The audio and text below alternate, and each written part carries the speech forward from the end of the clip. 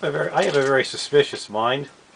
I'm going to put on my I have a conspiracy theory tinfoil hat now. So I'm wearing my conspiracy theory tinfoil hat.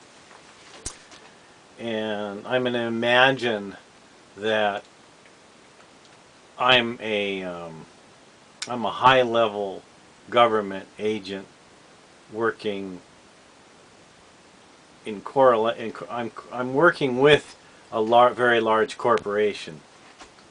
And what I want to do is I want to create a character that will, in every instance, as they present themselves, I want them to have a certain political bent. I want them to have a strong ideology that I want them to put on a personality. I want them to be an actor, so they are going to be a professional actor. Also, they are going to be very skilled at manipulating ideas, and they're going to have a very charismatic personality presence. And I want what we would be trying to do as this agency within this government or a big company is we're trying to collect the people that respond to this person. So we set up this person to present themselves in a certain way. They're going to talk about certain things generally, and we want to find. So what we are is we are an agency. We are hired by the government, high-level government agency, to perform the task of collecting users, collecting subscribers. We want a list of names. We want a certain group. We want to find certain people, and we want this person that we're going to hire as an actor to present themselves. We're going to let them get away with. We're going to monitor.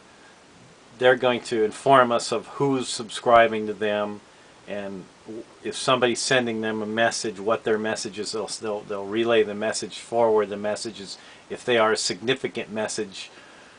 And what we're going to try to do as an agency is we're going to try to find the next Oklahoma City bomber. We're going to ferret out the next Ted Kaczynski.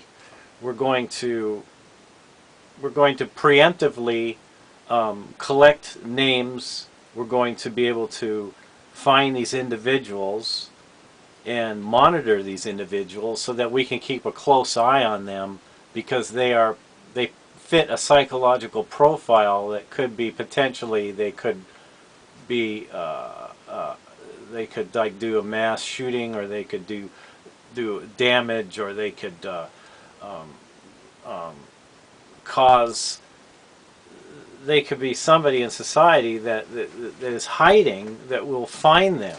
So what they're trying to do is basically like, there was a guy on NBC that did it was To Catch a Predator, and what they did is they had these young women disguising themselves as underage girls, entrapping men to come over and have sex with them, but it was all to lure these men.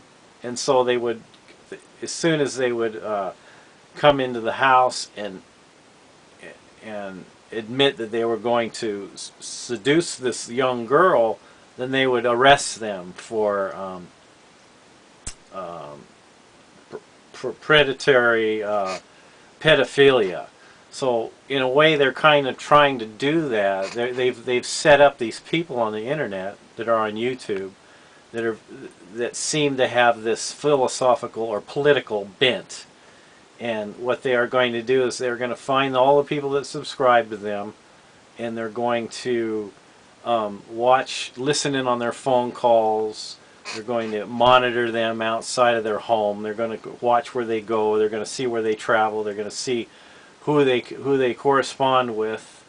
They're going to investigate these people, and they're going to be able to stop somebody before they do, like a shooting or a bombing, or they're going to prevent them from any kind of future nuisance in the public to the public, or government, or so in a way it's kind of like that. I could see that the government could be doing that, or some police agency or agencies could be setting up somebody that's pretending to be this person that's going to razz people up. You know, it's going to be like a get a cult following, and then they're going to follow those cult following people. It's going to be all phony. They're just going to set this person up to be this person when they're really not. And so it's weird. It's like if you wanted to find the Ted Kaczynskis of the world before they went haywire, if you wanted to ferret out the terrorists before they committed terror, or these people that go on a shooting spree, you wanted to catch them before they did that, you would lure them, and you would get their profile, and they would be psychologically profiled to be attracted to certain kinds of people. So those people that they would attract, the kind of people that they would attract would be potentially those kinds of people. So I could see elaborate schemes being orchestrated by users that are on YouTube that attract people, and then they're being watched. So anyhow, let me know what you think about that. But I think that it could be. I think it could be that that's in play. So anyhow, maybe that's just my weird. I just have weird conspiracy theory about that. It's kind of like, yeah, well, like marijuana is legal now, right, in certain states, when it really isn't, and it's a ruse, and what it is a ruse to entrap people. They're going to find everybody. They're going to eventually, if you go in and you buy weed, whatever you go buy weed, they're going to have your name. You're going to be registered. If you're a medical user, you already are on a list. You're a registered person on a government list. The government knows who you are, and that you use marijuana. So you go into a store and you buy it, you're going to have to show your ID. Well, you show your ID. When you do show your ID, you're being videotaped. It's being documented who you are. So the government knows the people that use marijuana. So they have a list, and then they keep an eye on these people. Because potentially maybe maybe they have done or are into other criminal. There are potentially a criminal, because they've evidently, before it was legal, they were breaking the law by using it when it was illegal. So what else are they doing that's illegal that they could be entrapped? They could be caught and monitored. Which kind of is like, you know, people that stoners usually are, a lot of them are paranoid. So anyhow, they would they would be under suspicion anyway by their neighbors, or they would be suspicious they'd be driving in their car, and they would be, you know, very much afraid of getting pulled over and getting discovered that they were a marijuana user or have used marijuana in the past.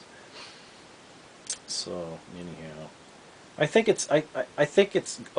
that's legally they resigned to the fact that people want it, and it's gonna eventually be legal everywhere.